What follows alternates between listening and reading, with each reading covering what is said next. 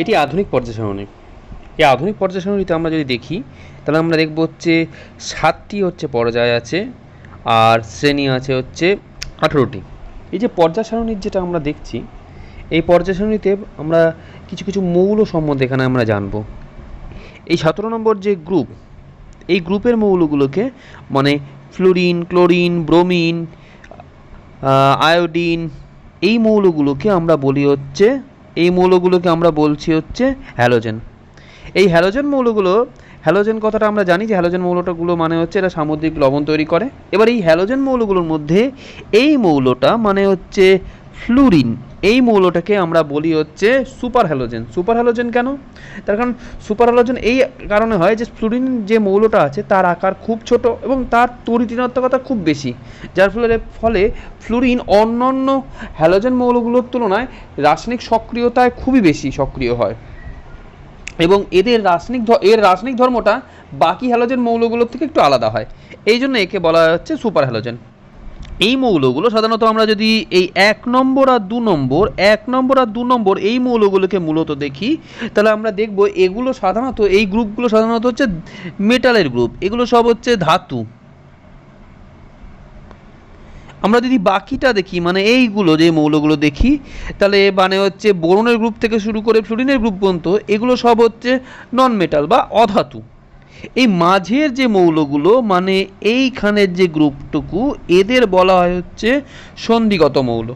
সন্ধিগত মৌল বলার কারণ হলো হচ্ছে এদের ধর্মগুলো এই ধাতু মানে এই গ্রুপ 1 আর গ্রুপ 2 ধাতুগুলো, আর বাকি এই গ্রুপ 5 থেকে এই গ্রুপ 5 থেকে মানে বা গ্রুপ 15 থেকে যে অধাতুগুলো শুরু হয়েছে তাদের থেকে এদের ধর্মগুলো ঠিক মাঝামাঝি পড়ে, এই জন্য এদের বলা হয় হচ্ছে সন্ধিগত মৌল।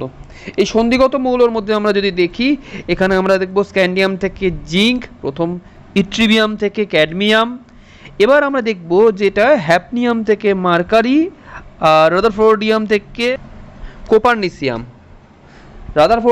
কোপারনিসিয়াম। এই যে মৌলগুলোকে আমরা এখানে দেখতে পাচ্ছি, এগুলোকে আমরা যদি সন্ধিগত মৌল বলি, এবার ঘটনা যেটা দাঁড়াবে আমাদের সেটা হলো হচ্ছে এই মৌলগুলোর ক্ষেত্রে আমাদের মাথায় রাখতে হবে, যদিও এই জিঙ্ক, ক্যাডমিয়াম আর মার্কারি এই মৌলগুলো কিন্তু সন্ধিগত মৌলের মধ্যে, সন্ধিগত মৌলের ধর্মের মধ্যে ইনক্লুডেড নয় বা আমরা গণ্য করি না এদের। এবার এইখানে আমরা একটা জিনিস লক্ষ্য করলে দেখতে পাবো যে এখানে এই 57 থেকে 71 আর এখানে যদি আমরা দেখি যে 89 থেকে 103 এই মৌলগুলো কিন্তু নেই। এই মৌলগুলো আসলে আসে হচ্ছে নিচে, এরা আবার সন্ধিগত মৌলের মধ্যে রয়েছে, তাই এদের বলা হয় হচ্ছে আন্তঃসন্ধিগত মৌল। এই আন্তঃসন্ধিগত মৌলগুলো হচ্ছে ল্যান্থানাম মানে এলএ থেকে লুটিশিয়াম এলিউ, আর অ্যাক্টিনাম থেকে লরেন্সিয়াম। এই মৌলগুলো এখানে আমরা দেখব হচ্ছে এগুলোকে আমাদের নিচে রাখা হয়েছে। এরপরে আমরা যেটা পড়ছি সেটা হচ্ছে বিরল মৃত্তিকা মৌল। বিরল মৃত্তিকা মৌল কোনটা? বিরল মৃত্তিকা মৌল হচ্ছে এই আন্তঃসন্ধিগত মৌলগুলো, মানে ল্যান্থানাম থেকে, যদি আমরা ভাবি ল্যান্থানাম থেকে লুটেশিয়াম আর হচ্ছে অ্যাক্টিনাম থেকে লরেন্সিয়াম। এবার এখানে একটা ঘটনা হলো, ল্যান্থানামকে আমরা হচ্ছে যদিও ল্যান্থানাম পরবর্তী যে মৌল অর্থাৎ সেরিয়াম থেকে লুটেশিয়াম, এই মৌলগুলোকে বলা হয় হচ্ছে ল্যান্থানাইড মৌল। কেন? তার কারণ এদের ধর্মগুলো অনেকটা ল্যান্থানামের মতো হয় তাই। কিন্তু মাথায় রাখতে হবে ল্যান্থানাম নিজে কিন্তু ল্যান্থানাইডের মধ্যে অন্তর্ভুক্ত নয়। আর অ্যাক্টিনামের ক্ষেত্রে, অ্যাক্টিনাম থেকে হচ্ছে লরেন্সিয়ামের ক্ষেত্রে যদি যাই, অ্যাকচুয়ালি থোরিয়াম থেকে লরেন্সিয়াম এরা হচ্ছে অ্যাক্টিনাইডের মধ্যে পড়ে। অ্যাক্টিনাম নিজে কিন্তু ওই অ্যাক্টিনাইডের মধ্যে পড়বে না। তাহলে আমরা যদি এখান থেকে দেখি যে মৌলগুলো মানে সেরিয়াম থেকে আমরা যদি দেখি ল্যান্থানামে পরবর্তী যে সেরিয়াম থেকে লুটিশিয়াম, এই যে মৌলগুলো আছে এই মৌলগুলো আমরা যদি এই সেরিয়াম থেকে লুটেশিয়াম এই মৌলগুলোকে বলা হয়েছে বিরল মৃত্তিকা মৌল, কারণ পূর্ববর্তীতে ধারণা ছিল যে এই মৌলগুলো প্রকৃতিতে বা মাটিতে খুব কম পরিমাণে আছে, তো এই জন্য এটাকে বিরল মৃত্তিকা মৌল বলা হচ্ছে। এই বিরল মৃত্তিকা মৌলের উদাহরণ হতে পারে সেরিয়াম, হতে পারে ইউরোপিয়াম, হতে পারে সামারিয়াম, হতে পারে সেরিয়াম সিই, তারপর যদি আমরা নিই ইউরোপিয়াম ইউ, সামারিয়াম এসএম, এইসব বিভিন্ন মৌল হতে পারে। সেরিয়াম এই 58তে থাকা সিকে সেরিয়াম বলছি। আমরা যদি সামারিয়াম ধরি 62-র এইটা হলো হচ্ছে সামারিয়াম। তারপর যদি আমরা ধরি ইউরোপিয়াম হচ্ছে 63-র এইটা হচ্ছে ইউরোপিয়াম। এইসব বিভিন্ন রকম মৌল আছে, এগুলো আমরা হচ্ছে বিরল মৃত্তিকা মৌল হিসাবে নাম দিতে পারি। এবার আমরা যদি দেখি এই মৌলগুলোকে মানে এই নিষ্ক্রিয় গ্যাস যেগুলোকে আমরা বলছি নোবেল এলিমেন্ট, এই মৌলগুলোকে বলা হয় হচ্ছে সেতু মৌল। কেন? তখন এই মৌলর ঠিক আগে থাকে হচ্ছে বিভিন্ন অধাতু, তীব্র তড়িৎ-ঋণাত্মক মৌল, আর এই মৌলগুলোর ঠিক পরে মানে আমরা যদি পরে ঠিক থাকে হচ্ছে এইগুলো যেগুলো হচ্ছে তীব্র তড়িৎ ধনাত্মক ধাতু। তীব্র তড়িৎ-ঋণাত্মক অধাতু আর তীব্র তড়িৎ ধনাত্মক ধাতুর মাঝামাঝিতে হচ্ছে এই মৌলগুলো অবস্থান করে। তাই জন্য এই মৌলগুলো অর্থাৎ এই নিষ্ক্রিয় মৌলগুলোর গ্রুপটাকে বলা হয় হচ্ছে ব্রিজ এলিমেন্ট বা সেতু মৌল। এরপরে আমরা যেটা পড়ছি সেটা হলো হচ্ছে কর্ণ সম্পর্ক। সাধারণত দেখা যায় দ্বিতীয় পর্যায়ের মৌল ও তৃতীয় পর্যায়ের মৌলর মধ্যে একটা কর্ণ সম্পর্ক দেখতে পাওয়া যায়। কর্ণ সম্পর্কে কোনাকুনি সম্পর্ক, মানে আমরা যদি দেখি লিথিয়ামের সঙ্গে ম্যাগনেসিয়ামের একটা কর্ণ সম্পর্ক দেখতে পাবো, বোরনের সঙ্গে সিলিকনের, কার্বনের সঙ্গে ফসফরাসের, নাইট্রোজেনের সঙ্গে সালফারের, এরকম টাইপের আমরা হচ্ছে মানে কর্ণ সম্পর্ক দেখতে পাবো। কর্ণ সম্পর্ক মানে যেটা হলো আমরা যদি এই চারটে মৌলকে নিয়ে একটা যদি চতুর্ভুজ কল্পনা করি, তাহলে এই চতুর্ভুজটা যে কর্ণ আছে এই কর্ণ বরাবর যে মৌল দুটো রয়েছে, মানে এখানে যে মৌলটা রয়েছে এখানে মৌল দুটো রয়েছে হচ্ছে বোরন আর সিলিকন। এই বোরন আর সিলিকনের মধ্যে হচ্ছে বেশ কিছুটা মিল পাবো ভৌত রাসায়নিক ধর্মে। এখন প্রশ্ন হচ্ছে কেন? তার কারণ আমরা দেখব যে পর্যায় সারণীতে কোনো একটা ধর্মের পর্যায় বরাবর বাঁ দিক থেকে ডান দিকে গেলে যে পরিবর্তন ঘটে, ওপর থেকে নিচে গেলে তার ঠিক অপোজিট পরিবর্তন ঘটে। তাহলে কর্ণ সম্পর্কের ক্ষেত্রে কি হয়, বাঁ দিক থেকে ডান দিকে গেলে এক ঘর গেলে যে পরিবর্তন ঘটবে, ঠিক ওপর থেকে নিচে এক ঘর গেলে তার ঠিক বিপরীত পরিবর্তন এবং সমপরিমাণে ঘটবে। তার ফলে কর্ণতে কোনাকুনি থাকা মৌলগুলির মধ্যে যে কোনো একটা নির্দিষ্ট ধর্ম একই টাইপের হয়ে যায়। এই জন্য কোনাকুনিতে থাকা মৌলগুলি প্রায় একই ধর্ম দেখায়। এরপরে আমরা যদি কোনো একটা গ্রুপ দেখি, তাহলে আমরা হচ্ছে এই বেরিলিয়ামের গ্রুপটাই দেখছি। Beryllium, magnesium, calcium, strontium, radium, এই গ্রুপটা দেখছি। এবারে এই গ্রুপের ক্ষেত্রে কি করব, আমরা যদি বেরিলিয়াম থেকে ম্যাগনেসিয়ামে যাই, ম্যাগনেসিয়াম থেকে ক্যালসিয়ামে যাই, এবার এই বেরিলিয়াম ম্যাগনেসিয়ামের যদি আমরা যদি বেরিলিয়াম আর ম্যাগনেসিয়ামের যদি আমরা ধর্মগুলোকে তুলনা করি, আমরা দেখব বেশ কিছু ধর্ম আমরা হচ্ছে দুজনের ক্ষেত্রে কমন পাবো। কিছু ধর্ম মিলবে না, বাট কিছু ধর্ম কিন্তু কমন পাবো। আবার যে ধর্মগুলো বেরিলিয়াম ম্যাগনেসিয়ামে কমন পেলাম, আবার দেখবো যদি ম্যাগনেসিয়াম থেকে ক্যালসিয়ামে আসি সেই ধর্মগুলোই কিন্তু কমন পাবো। তাহলে আমরা বলতে পারি মৌলের ক্ষেত্রে ওপর থেকে নিচে নামলে, মৌলের ক্ষেত্রে গ্রুপ বরাবর ওপর থেকে নিচে নামলে কিছু কিছু ধর্ম আছে যে ধর্মগুলো হচ্ছে নিচের মৌলতে হচ্ছে ফিরে চলে আসে। মানে আমরা যেটা পর্যায় সূত্রে পড়েছিলাম যে একটা বিভিন্ন মৌলের ভৌত ও রাসায়নিক ধর্মগুলো পরমাণু ক্রমাঙ্ক বৃদ্ধির সঙ্গে সঙ্গে পর্যায়ক্রমে পুনরাবৃত্ত হয়। এই যে পর্যায়ক্রমে পুনরাবৃত্ত হয়, পর্যায়ক্রম কথাটা মানে হচ্ছে একটা নির্দিষ্ট অন্তর। বেরিলিয়াম থেকে ম্যাগনেসিয়ামে যদি আমরা আসতে চাই, আমরা দেখবো হচ্ছে 8 ঘর নেমেছি, এটা হচ্ছে পর্যায়ক্রম, মানে পর্যায় যেটা 8টা পরে একই আর পুনরাবৃত্ত হচ্ছে কি, এটা হচ্ছে তাদের ওই ধর্মটা পুনরাবৃত্ত হয়। এবার ঘটনা হচ্ছে প্রত্যেকটা ধর্ম কি পুনরাবৃত্ত হবে? বাস্তবে দেখা যায় সব ধর্ম পুনরাবৃত্ত হয় না, কিছু ধর্ম পুনরাবৃত্ত হয় আর কিছু ধর্ম পুনরাবৃত্ত হয় না। যে ধর্মগুলো পুনরাবৃত্ত হয় সেই ধর্মগুলোকে বলা হয় হচ্ছে পর্যায়গত ধর্ম। পর্যায়গত ধর্মের বিভিন্ন রকম উদাহরণ হতে পারে, যেমন পরমাণুর আকার, পরমাণুর আয়তন, পারমাণবিক ব্যাসার্ধ এবং এরকম টাইপের বিভিন্ন রকম ধর্ম হতে পারে। এবং আমরা কিছু পর্যায়গত ধর্মের উদাহরণ এবং তার সম্বন্ধে আমরা পড়ব। আর পর্যায়গত ধর্ম নয় এরকম কিরকম হতে পারে, যেমন আমরা পর্যায়গত ধর্ম নয় এমন উদাহরণ হতে পারে হচ্ছে তেজস্ক্রিয়তা, পরমাণু পদার্থের ঘনত্ব, এরকম টাইপের বেশ কিছু ধর্ম আছে যেগুলো হচ্ছে পর্যায়গত ধর্ম নয়। আধুনিক পর্যায় সারণীতে আমরা যদি দেখব যে 8 ঘর পরে, কখনো বা 18 ঘর পরে, কখনো বা 32 ঘর পরে প্রথম মৌলের সঙ্গে দ্বিতীয় মৌলের কিছুটা মিল পাওয়া যায় ভৌত রাসায়নিক ধর্মতে। যেমন আমরা যদি দেখি যে লিথিয়ামের পরে 8 ঘর পরে থাকে সোডিয়াম, লিথিয়াম আর সোডিয়ামের ভৌত রাসায়নিক ধর্মে মিল পাওয়া যাবে। বেরিলিয়ামের 8 ঘর পরে থাকে ম্যাগনেসিয়াম, বেরিলিয়াম আর ম্যাগনেসিয়ামের ভৌত রাসায়নিক ধর্মে বেশ কিছু মিল পাওয়া যায়। তাহলে এই যে ভৌত ও রাসায়নিক ধর্মের মিল পাওয়া যাচ্ছে একটা নির্দিষ্ট অন্তর পর, কখনো 8, কখনো 18, কখনো 32, এটাকে বলা হয় হচ্ছে পর্যাবৃত্ততা বা পিরিয়ডিসিটি।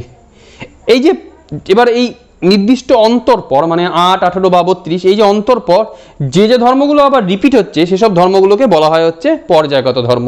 যেমন পর্যায়গত ধর্মের মধ্যে পারমাণবিক ব্যাসার্ধ, পারমাণবিক আয়তন, আয়নাইজেশন এনার্জি, তড়িৎ ঋণাত্মকতা এরকম একাধিক হতে পারে।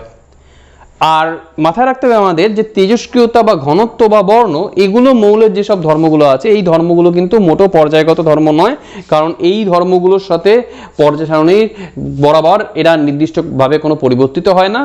ঠিক আছে, তাহলে আমরা এই যদি পরীক্ষায় প্রশ্ন থাকতে পারে যে তেজস্ক্রিয় যে কোন কোন ধর্মগুলো আছে, যে ধর্মগুলো পর্যায়বৃত্ত ধর্ম নয়, পর্যায়বৃত্ত ধর্ম নয় হচ্ছে ঘনত্ব, তেজস্ক্রিয়তা ও বর্ণ।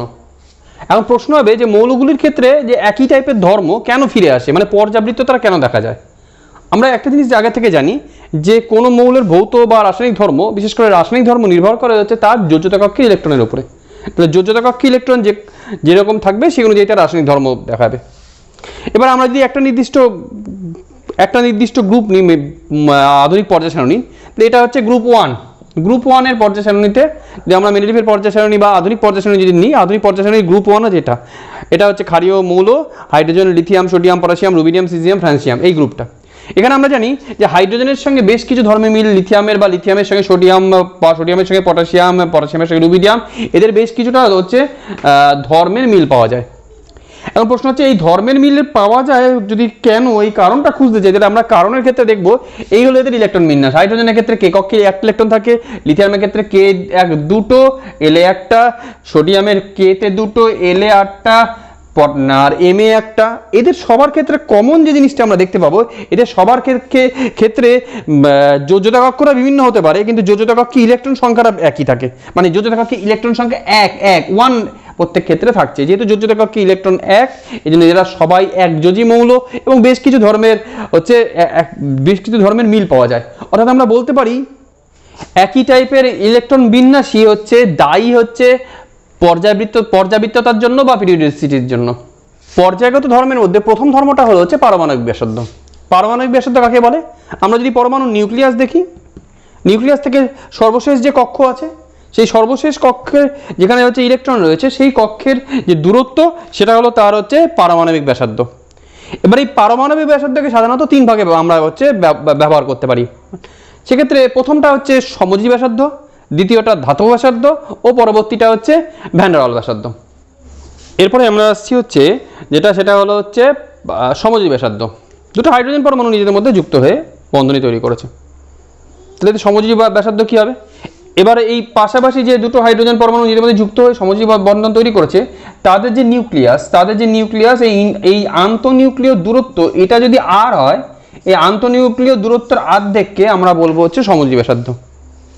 অর্থাৎ আমরা যদি এখানে ধরি যে এই দুটো হাইড্রোজেন পরমাণু এরা নিজেদের মধ্যে যুক্ত হয়ে হচ্ছে হাইড্রোজেন অণু গঠন করেছে।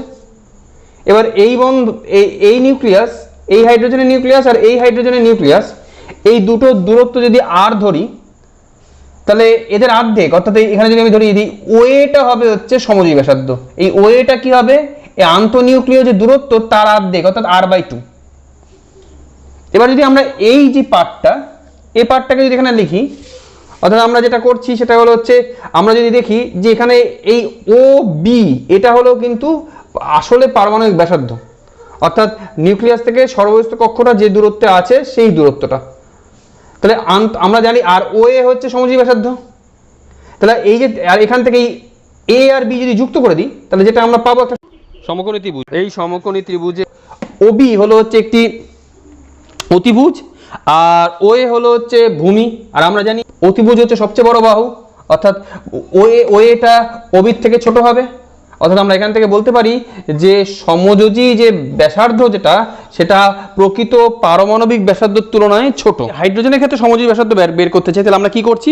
হাইড্রোজেনের দুটো পরমাণু জুড়ে হচ্ছে হাইড্রোজেন অণু তৈরি হয়েছে, সেই দুটো পরমাণুর যে নিউক্লিয়াস আছে, সেই দুটো নিউক্লিয়াসের অর্থাৎ আন্তঃনিউক্লিয় দূরত্ব বের করছে, যেটা ধরা গেল আর। এই আন্তঃনিউক্লিয় দূরত্বের অর্ধেক হচ্ছে সমযোজী ব্যাসার্ধ। এবার এই ব্যাপারটা তখনই খাটে যদি আমরা হচ্ছে একই টাইপের পরমাণু নিয়ে অণু তৈরি হয়, মানে H2Cl2 Br2, মানে হোমোনিউক্লিয়ার মলিকুল। এবার যদি হেটারোনিউক্লিয়ার মলিকুল নেই, যেমন হাইড্রোজেন আয়োডিন, এক্ষেত্রে হাইড্রোজেন অনেক ছোট আকারের পরমাণু, আয়োডিন অনেক বড় আকারের পরমাণু।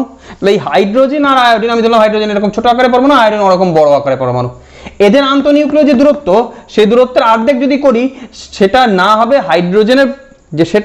হাইড্রোজেনের পরমাণু হাইড্রোজেনের সমযোজী ব্যাসার্ধ, না হবে আয়োডিনের সমযোজী ব্যাসার্ধ।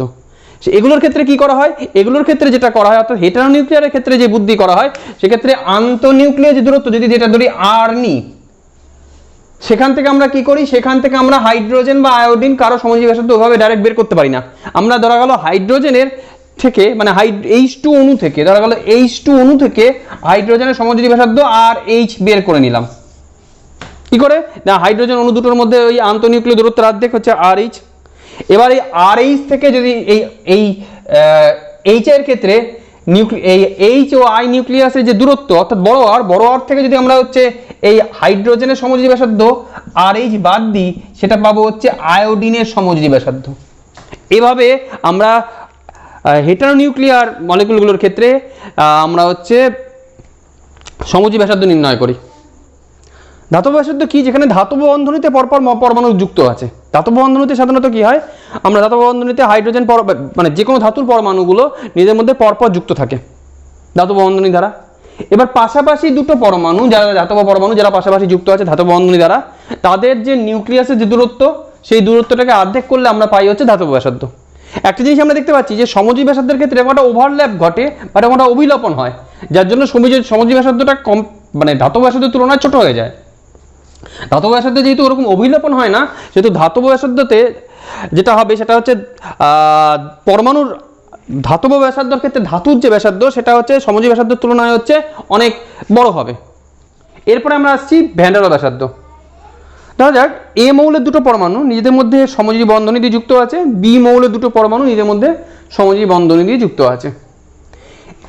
এ অণু আর বি অণুর মধ্যে কোনো রকম বন্ধনী নেই, শুধুমাত্র একটা মৃদু আকর্ষণ বল আছে, যাকে বলা হচ্ছে ভ্যান ডার ওয়াল আকর্ষণ বল। এবার এই পাশাপাশি যে পরমাণু দুটো রয়েছে, পাশাপাশি যে পরমাণুটা আর এখানে যে বি পরমাণুটা, যারা নিজেদের পাশাপাশি অবস্থান করছে, এই পরমাণু দুটো নিউক্লিয়াসের মধ্যে যে দূরত্ব, তার অর্ধেককে বলা হয় হচ্ছে ভ্যান ডার ওয়াল ব্যাসার্ধ। তাহলে আমরা বুঝতে পারছি এই ভ্যান ডার ওয়াল ব্যাসার্ধ হচ্ছে যত রকম ব্যাসার্ধ তার সব থেকে বড় সাইজের। তাহলে আমরা কি দেখতে পেলাম, সবচেয়ে ছোট ছিল হচ্ছে সমযোজী ব্যাসার্ধ, তার থেকে বড় ধাতব ব্যাসার্ধ, ধাতব ব্যাসার্ধের থেকে বড় হচ্ছে ভ্যান ডার ওয়াল ব্যাসার্ধ।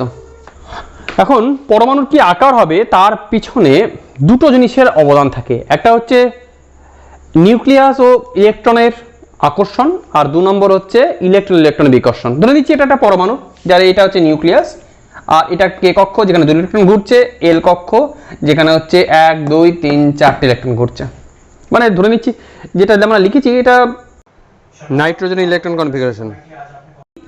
এখানে যদি আমরা লক্ষ্য করি, এখানে এই নিউক্লিয়াস প্রথম কক্ষকে আকর্ষণ করছে এবং লাস্ট কক্ষ, দ্বিতীয় কক্ষ মানে এল কক্ষকে আকর্ষণ করছে। নিউক্লিয়াস তার আকর্ষণের মাধ্যমে চাইছে যে এই কক্ষগুলো যেন কাছাকাছি চলে আসে, যার ফলে আমরা বলতে পারি নিউক্লিয়াস আর কক্ষে উপস্থিত ইলেকট্রনের আকর্ষণের ফলে যেটা হয় সেটা হচ্ছে পরমাণুর আকারকে ছোট করার চেষ্টা করে। আর কক্ষগুলোতে উপস্থিত যে ইলেকট্রনগুলো, এরা পরস্পরকে বিকর্ষণ করবে। এই বিকর্ষণের ফলে কি ঘটবে, ইলেকট্রন বিকর্ষণের ফলে এরা নিজেদের থেকে দূরে যেতে চাইবে, অর্থাৎ কক্ষপথটাকে অনেক বড় করতে চাইবে, অর্থাৎ আকার বড় হয়ে যাবে। তাহলে এখানে দুটো ঘটনা ঘটছে, একটা হচ্ছে নিউক্লিয়াস ও ইলেকট্রনের আকর্ষণ, যেটা আকারকে ছোট করছে, আর ইলেকট্রন বিকর্ষণ, যার ফলে হচ্ছে আকার বড় হয়ে যাচ্ছে। এই দুটো ঘটনার উপর নির্ভর করে পরমাণুর আকার ঠিক হয়। এবার আমরা যদি দেখি যে একটা পর্যায় সারণী বরাবর আমরা যদি পর্যায় সারণীতে একটা নির্দিষ্ট পর্যায় ধরে নিই, সেই পর্যায় বরাবর যদি আমরা বাঁ দিক থেকে ডান দিকে যাই, তাহলে আকারের কি পরিবর্তন হবে, অথবা একটা নির্দিষ্ট গ্রুপ বরাবর যদি আমরা নামতে থাকি, সেক্ষেত্রে আকারের কি পরিবর্তন হবে। দ্বিতীয় পর্যায় নিচ্ছি আর প্রথম শ্রেণী নিচ্ছি, সেক্ষেত্রে আমরা দেখছি পর্যায় বরাবর গেলে পরমাণুর আকারে কি পরিবর্তন হয়, বা শ্রেণী বরাবর গেলে পরমাণুর আকারের পরিবর্তন কি হয়। প্রথম আমরা পর্যায় বরাবর নিচ্ছি, যদি ধরছি আমরা দ্বিতীয় পর্যায় বরাবর বাঁ দিক থেকে ডান দিকে যাচ্ছি, কি পরিবর্তন হবে। দ্বিতীয় পর্যায়ে প্রথম মৌল হচ্ছে লিথিয়াম, পরমাণু ক্রমাঙ্ক 3, বেরিলিয়াম 4, বোরন, কার্বন, নাইট্রোজেন। এদের ইলেকট্রন বিন্যাস কে এলিমেন্ট করে যদি আমরা কক্ষগুলোকে নিই তাহলে লিথিয়ামের ক্ষেত্রে হবে কে তে দুটো এল এ একটা, বেরিলিয়ামের কে তে দুটো এল এ দুটো, বোরনে কে তে দুটো এল এ তিনটে, কার্বনে কে তে দুটো এল এ চারটে, আর নাইট্রোজেনে কে তে দুটো এল এ পাঁচটা। তাহলে আমরা যদি দেখি এদের ক্ষেত্রে সর্ববহিস্থ কক্ষে লিথিয়াম থেকে নাইট্রোজেনে যাওয়ার ক্ষেত্রে সর্ববহিস্থ কক্ষে একটা করে ইলেকট্রন বেড়ে গেছে। প্রশ্ন হচ্ছে কি শুধু কি ইলেকট্রনগুলো একটা করে বেড়েছে? তা না, ভিতরে প্রোটনও একটা করে বেড়েছে। তাহলে আমরা যদি লক্ষ্য করি লিথিয়ামের ক্ষেত্রে, তাহলে লিথিয়ামের ক্ষেত্রে মোট আকর্ষণটা যেটা হচ্ছে সেটা হচ্ছে প্রোটন তিনটে, আর যদি মোট ধরে নিই তাহলে ইলেকট্রনও তিনটে, এক্ষেত্রে তিনটে প্রোটন তিনটে ইলেকট্রনের আকর্ষণ।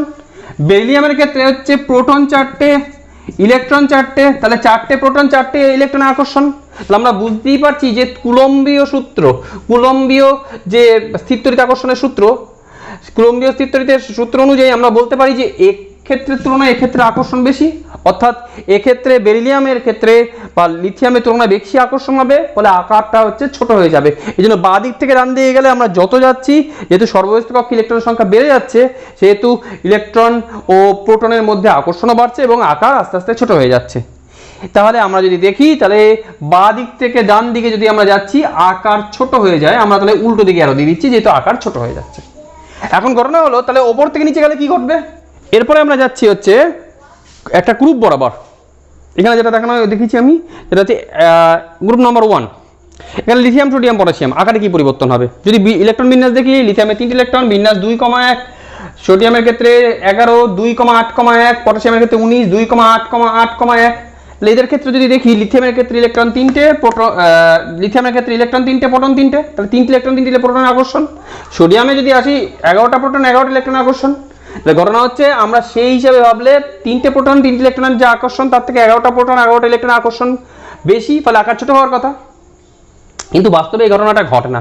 তার কারণ আমরা যদি দেখি, তার কারণটা হলো লিথিয়ামের ক্ষেত্রে সর্ববহিস্থ কক্ষটা হচ্ছে এল কক্ষ, যেটা সোডিয়ামের ক্ষেত্রে কিন্তু এম কক্ষ।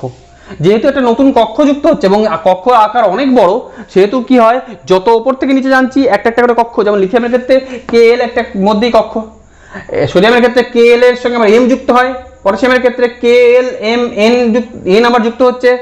যদি আমরা রুবিডিয়ামে আসি সেক্ষেত্রে ও কক্ষ যুক্ত হবে। তাহলে একটা করে এই উপর থেকে নিচে নামলে যেহেতু একটা করে কক্ষ যুক্ত হচ্ছে এবং কক্ষর সাইজ অনেক বড় বলে পরমাণুতে ইলেকট্রন প্রোটনের মধ্যে আকর্ষণ বেশি থাকা সত্ত্বেও উপর থেকে নিচে গেলে কিন্তু আকারের বৃদ্ধি ঘটে, তাহলে আকার বাড়ছে উপর থেকে নিচে। তাহলে এটা আমাদের মাথায় রাখতে হবে। যে কোনো পর্যায় সারণী বরাবর যদি আমরা সাধারণ যে ট্রেন্ড সেটা হলো বাঁ দিক থেকে যদি ডান দিকে যাই, পর্যায় বরাবর বাঁ দিক থেকে ডান দিকে গেলে আকার ছোট হয়, ওপর থেকে নিচে গেলে আকার বৃদ্ধি ঘটে।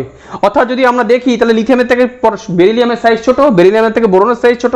এইভাবে যদি দেখি আমরা পর্যায় সারণীর সবচেয়ে ছোট মৌল, সবচেয়ে ছোট সাইজের মৌল কি হবে? অবশ্যই আমাদের সেটা গিয়ে হিলিয়ামের ঘরে গিয়ে পড়বে। হিলিয়ামের কথা আমরা ভাববো, কিন্তু হিলিয়ামকে যদি আমরা না নিই, কারণ হিলিয়াম নিষ্ক্রিয় মৌল, তাহলে কি হবে? তাহলে হবে সেটা হলো হচ্ছে হ্যালোজেন মৌলগুলো সবচেয়ে উপরের মৌল, অর্থাৎ হচ্ছে ফ্লুরিন, যেটাকে আমরা অত ক্ষুদ্র আকারের জন্যই সুপার হ্যালোজেন বলি। আর সবচেয়ে বড় মৌল কি হবে? এখানে যদি আমরা দেখি লিথিয়াম সোডিয়াম পটাশিয়াম করতে করতে সবার শেষে গিয়ে দাঁড়াবে হচ্ছে ফ্রান্সিয়াম। ফ্রান্সিয়াম হচ্ছে সবচেয়ে বড় মৌল। এরপরে আমরা যেটা আসছি পর্যায়গত ধর্ম হচ্ছে আয়নেশন শক্তি। আয়নেশন শক্তি কি? আয়নেশন শক্তি হচ্ছে একটা মৌলের পরমাণু আছে, পরমাণুটা কিরকম হতে হবে? পরমাণুটার মধ্যে থাকতে হবে হচ্ছে সেই পরমাণুটাকে গ্যাসীয় হতে হবে, বিচ্ছিন্ন হতে হবে এবং ভূমিস্তরের মানে সর্বনিম্ন শক্তি স্তরে থাকতে হবে। তাহলে কি কি ধর্ম থাকতে হবে? প্রথম থাকবে মৌলটার পরমাণুটা থাকতে হবে হচ্ছে গ্যাসীয় হতে হবে। 2 নম্বর পয়েন্ট হচ্ছে বিচ্ছিন্ন হতে হবে।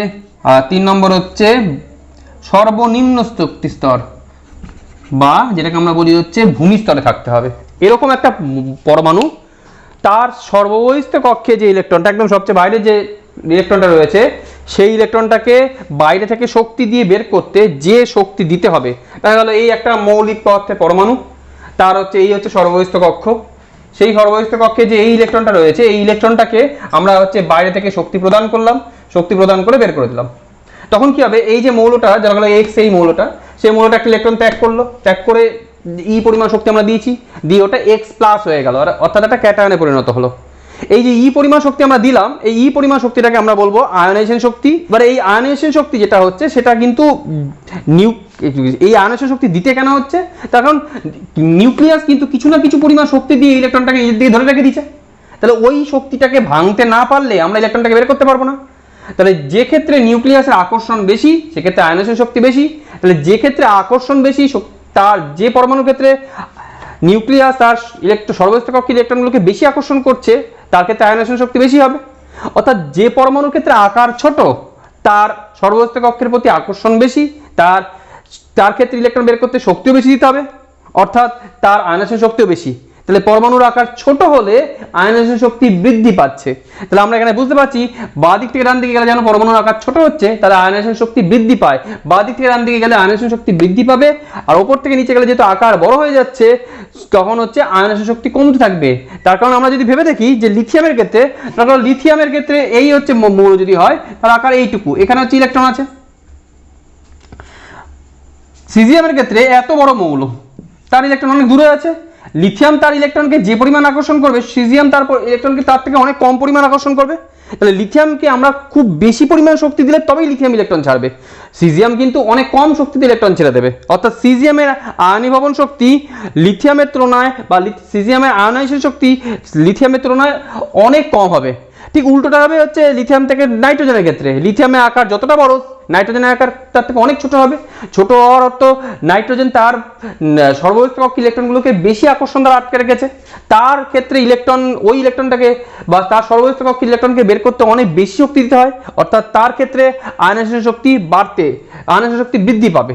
অর্থাৎ আমাদের মাথায় রাখতে হবে যেটা, পর্যায় বরাবর বাঁ দিক থেকে ডান দিকে গেলে আয়নেশন শক্তি বৃদ্ধি পায়, ওপর থেকে নিচে গেলে আয়নেশন শক্তি হ্রাস পায়। তাহলে সবচেয়ে বেশি আয়নেশন শক্তি হওয়ার কথা হচ্ছে ফ্লুরিন, কিন্তু এক্ষেত্রে আমরা নিষ্ক্রিয় গ্যাসকে নেব। সবচেয়ে বেশি আয়নেশন শক্তি হয় হচ্ছে হিলিয়ামের, সবচেয়ে আয়নেশন শক্তি কম হবে হচ্ছে ফ্রান্সিয়ামের, কিন্তু আমরা ফ্রান্সিয়াম নেব না, এটা একটা তেজস্ক্রিয় মৌল বলে নেব আমরা সিজিয়ামকে।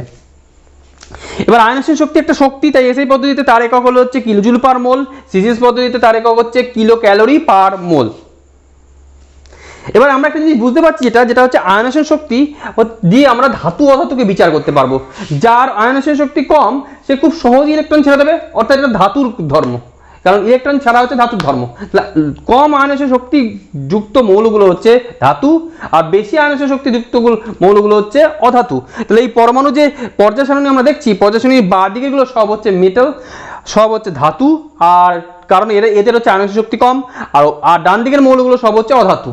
এবার আয়নেশন শক্তি বৃদ্ধির সঙ্গে সঙ্গে অধাতব ধর্ম বাড়ে, কারণ ও ক্ষেত্রে সর্বোচ্চ কক্ষের ইলেকট্রনগুলোকে নিউক্লিয়াস বেশি আকর্ষণ করে। অর্থাৎ যত আমরা বাঁ দিক থেকে ডান দিকে যাব তত অধাতব ধর্ম বাড়তে থাকবে, আর ওপর থেকে নিচে যাবে তত হচ্ছে ধাতব ধর্ম বাড়তে থাকবে। অর্থাৎ আমরা যদি দেখি লিথিয়ামের তুলনায় বেরিলিয়ামের মধ্যে অধাতব ধর্ম বাড়বে, বেরিলিয়াম থেকে বোরনের মধ্যে অধাতব ধর্ম বাড়বে, কার্বনের মধ্যে আরও বাড়বে এরকম। এবার আর ওপর থেকে নিচে গেলে ধাতব ধর্ম বৃদ্ধি পেতে থাকবে। যেমন সবচেয়ে ভালো ধাতু হচ্ছে ফ্রান্সিয়াম, আবার ওই তেজস্ক্রিয়তা ধর্মের জন্য হচ্ছে সিজিয়ামকে আমরা সবচেয়ে ভালো ধাতু বলবো, আর সবচেয়ে শক্তিশালী অধাতু হচ্ছে ফ্লুরিন। এবার ঘটনা হলো যে আমরা যদি এক্স মৌলটা থেকে একটা ইলেকট্রন বের করে দিই, সেক্ষেত্রে এক্স প্লাস হবে। যে শক্তি ধরা হলো E1 শক্তি দিলাম, এই শক্তিটাকে বলা হবে হচ্ছে প্রথম আয়নেশন এনার্জি। এবার এটা হয়ে গেল এক্স প্লাস।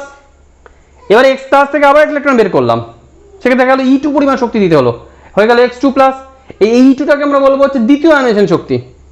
এবং সাকসেসিভলি পরবর্তীকালে যদি x2 প্লাস থেকে যদি আরেকটা ইলেকট্রন বের করি, সেক্ষেত্রে যদি E3 শক্তি দিতে হয়, সেটা তৈরি করবে x3 প্লাস, এটাকে আমরা বলবো তৃতীয় আয়নেশন শক্তি।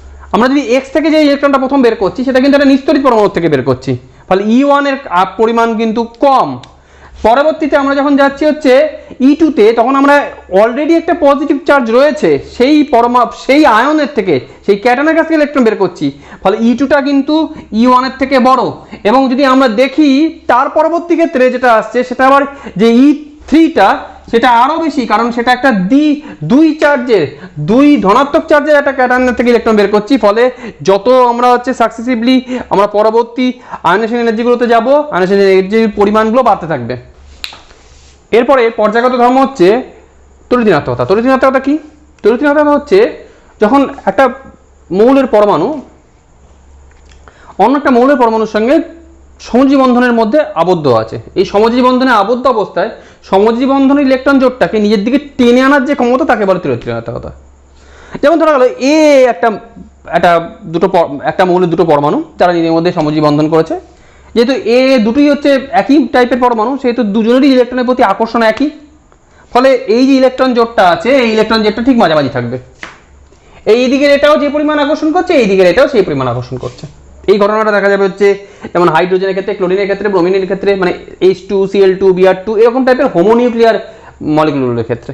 বাট হেটারোনিউক্লিয়ার মলিকিউলের ক্ষেত্রে, যে ক্ষেত্রে দুটো পরমাণু আলাদা আলাদা, যেমন দেওয়া গেল হাইড্রোজেন আর ক্লোরিন, যাদের মধ্যে একজনের ইলেকট্রনের প্রতি আকর্ষণ ক্ষমতাটা বেশি, সেক্ষেত্রে কি হবে, ধরা গেল এ আর বি নিজেদের মধ্যে বন্ধন করেছে, ইলেকট্রন জোটটা দেখা গেল বি এর দিকে সরে গেছে, তাহলে আমরা এখানে নিঃসন্দেহে বলতে পারি যে বি এর ইলেকট্রন জোটের প্রতি যে আকর্ষণ সেটা এর তুলনায় অনেক বেশি।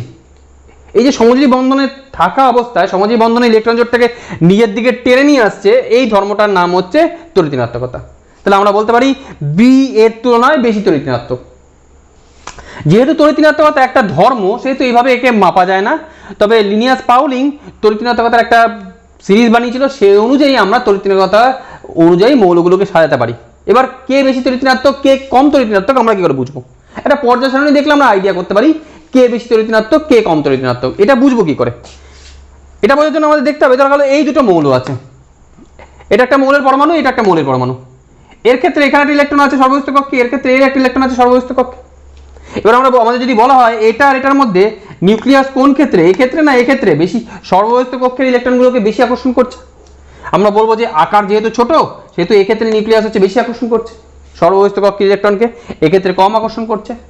যে ক্ষেত্রে সর্বস্থ কক্ষের ইলেকট্রনকে আকর্ষণ করছে সেই পরমাণু নিশ্চয়ই কাছাকাছি থাকা ইলেকট্রন জোড়কে বেশি আকর্ষণ করবে। তাহলে বি এর যদি সাইজ ছোট হয় তাহলে সে নিজের ইলেকট্রনকে আকর্ষণ করবেই, সমযোজী বন্ধন ইলেকট্রন জোড়গুলোকে বেশি আকর্ষণ করবে।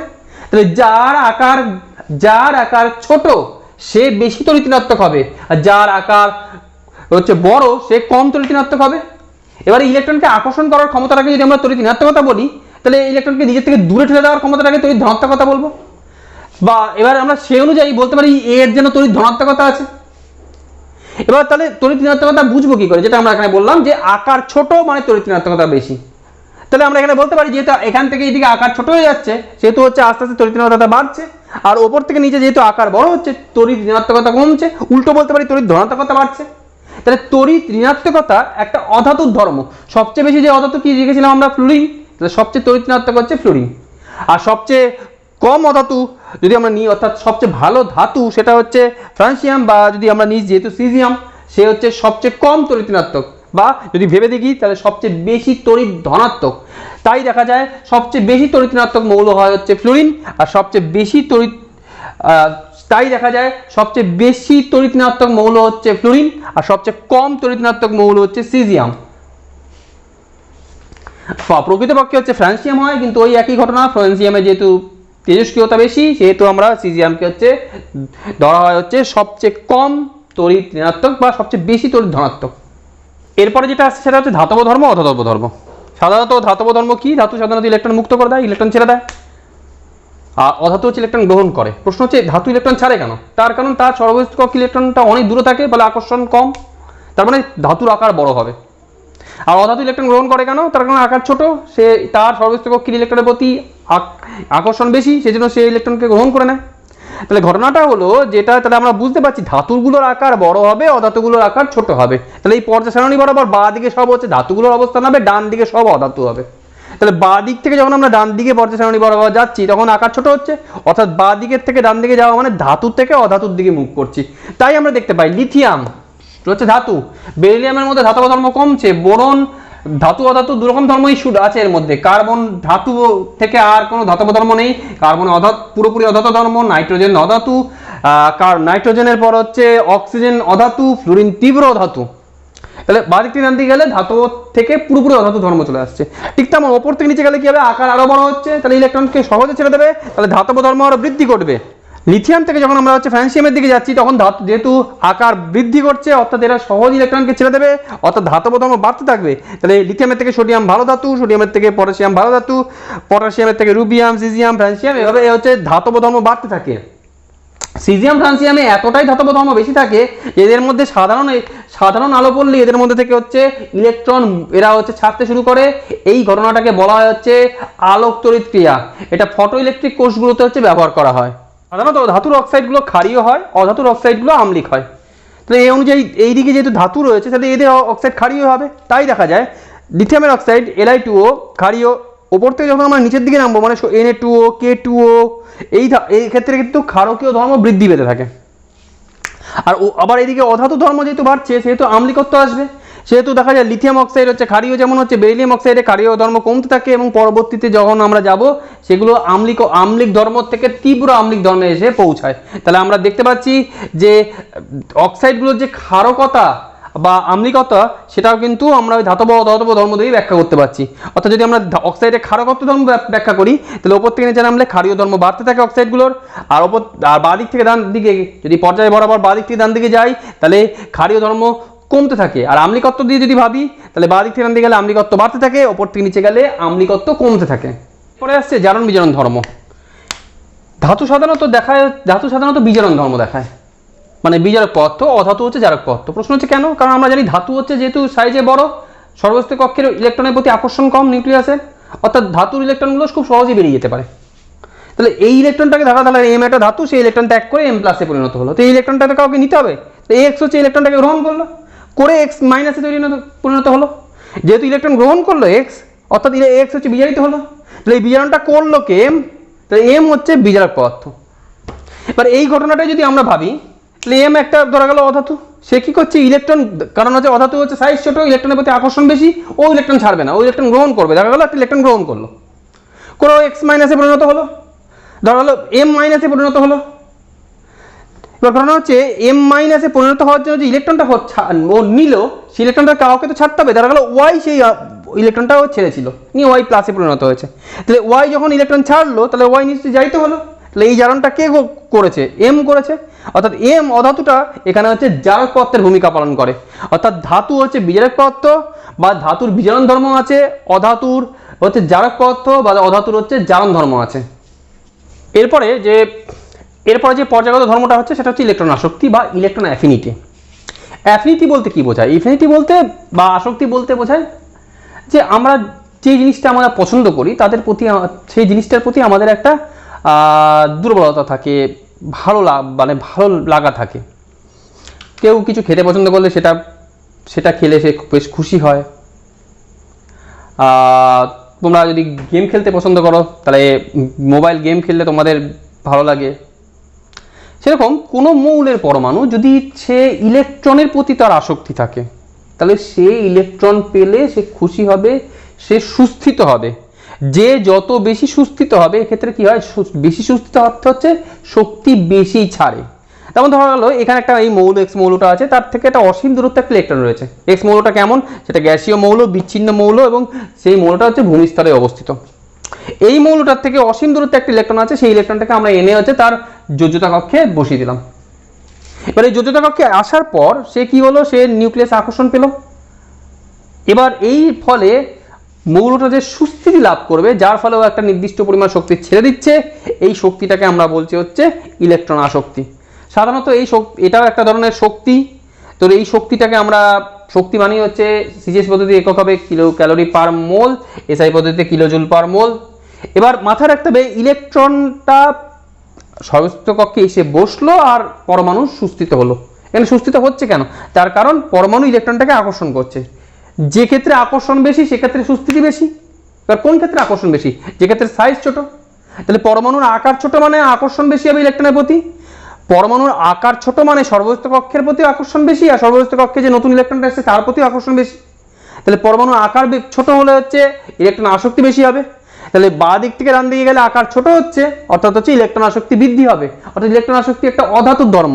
আর ওপর থেকে নিচে গেলে যেহেতু আকার বাড়ছে সেহেতু হচ্ছে ইলেকট্রন আসক্তি কমে যাবে, কারণ যেহেতু সর্বস্থিত কক্ষ দূরে চলে যাচ্ছে, নিউক্লিয়াসের সর্বস্থিত কক্ষের প্রতি আকর্ষণও কমে যাচ্ছে, ফলে নতুন যে ইলেকট্রনটা ঢুকবে সেই ইলেকট্রনটার প্রতি আকর্ষণ কম হবে। এই জন্য সাধারণত কি হয়? ধাতুর ইলেকট্রন আসক্তি কম থাকে, ধাতু ইলেকট্রন চায় না, ধাতু ইলেকট্রন আসক্তি নেই। ফলে ধাতু আর অধাতুর ক্ষেত্রে ইলেকট্রন শক্তি বেশি, অধাতু ইলেকট্রন পেলে বেশি পরিমাণে শক্তি ছাড়বে। এরপরে যে পর্যায়গত ধর্মটা আমরা পড়ছি সেটা হচ্ছে যোজ্যতা। মৌলের যোজ্যতাও একটা পর্যায়গত ধর্ম। এক্ষেত্রে আমরা সাধারণত গ্রুপ 1কে ব্যবহার করেছি এবং পর্যায় 2 নম্বর পর্যায়কে ব্যবহার করেছি। এখানে তাদের প্রতিটা মৌলের সাথে তাদের ইলেকট্রন বিন্যাস লেখা আছে। লিথিয়ামের 2,1, সোডিয়ামের 2,8,1, পটাশিয়ামের 2,8,8,1। আমরা জানি যেটা যোজ্যতার বের করার নিয়ম অনুযায়ী যে সর্ববস্তু কক্ষে যে ইলেকট্রন থাকে সেটা তার যোজ্যতা। তাহলে এখানে লিথিয়ামের ক্ষেত্রে থেকে শুরু করে সোডিয়াম, পটাশিয়াম, এদের প্রত্যেকের ক্ষেত্রে সর্ববস্তু কক্ষে একটা করে ইলেকট্রন আছে, একই এদের যোজ্যতা। সেই নিয়মে বেরিলিয়ামের 2, বোরনের 3, কার্বন থেকে সর্ববস্তু কক্ষে 4টি ইলেকট্রন হয়ে যাচ্ছে। তো নিয়ম হচ্ছে 8-4, অর্থাৎ কার্বনের 4 যোজ্যতা। শুধুমাত্র কার্বনের যোজ্যতা 4 নয়, কার্বনের গ্রুপে যারা থাকবে তাদের যোজ্যতা 4 হবে। এবং সিলিকের ক্ষেত্রে বিন্যাস হচ্ছে ওদের 14টি ইলেকট্রন থাকে, বিন্যাস হচ্ছে 2,8,4, সর্ববস্তু কক্ষে সেই 4টি ইলেকট্রন, অর্থাৎ বিন্যাস ওই যোজ্যতার নিয়ম হবে হচ্ছে 8-4 = 4। নাইট্রোজেনের গ্রুপে ক্ষেত্রে যেটা সর্ববস্তু কক্ষে 5টি ইলেকট্রন থাকে, সেটা নাইট্রোজেনই হোক, ফসফরাসই হোক, আর্সেনিক, অ্যান্টিমনি যাদের হবে তারই। তাহলে যোজ্যতা হবে 8-5, অর্থাৎ 3। অক্সিজেনের গ্রুপে হচ্ছে সর্ববস্তু কক্ষে 6টা ইলেকট্রন থাকে, সেটা অক্সিজেন, সালফার যে কোনো জনেরই, অর্থাৎ যোজ্যতা হচ্ছে 8-6 মানে 2। অর্থাৎ আমরা দেখলে অক্সিজেনের যোজ্যতা পাচ্ছি হচ্ছে, বা অক্সিজেনের গ্রুপের যোজ্যতা পাচ্ছি হচ্ছে 2। তারপরে হচ্ছে হ্যালোজেনের গ্রুপটা, অর্থাৎ ফ্লুরিন, ক্লোরিন, ব্রোমিন, এই গ্রুপটা সর্ববস্তু কক্ষে থাকে 7টি ইলেকট্রন, এদের যোজ্যতা হবে হচ্ছে 8-7, অর্থাৎ হচ্ছে 1 হচ্ছে যোজ্যতা, সেটা ফ্লুরিন হোক বা ক্লোরিন বা সবারই হবে।